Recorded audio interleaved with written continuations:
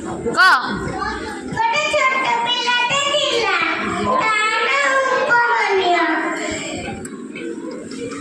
ଗୁରୁଜୀ ଦିନେ ପଚାରିଲେ ଉପମନ୍ୟୁ ତୁ ତ ଯାଉଛୁ ସକାଳେ ସନ୍ଧ୍ୟାବେଳେ ଆସୁଛୁ ତୁ ଖାଉଛୁ କଣ? ସିଏ କହିଲା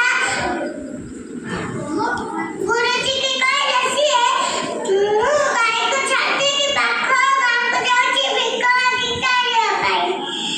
ସିଏ କହିଲେ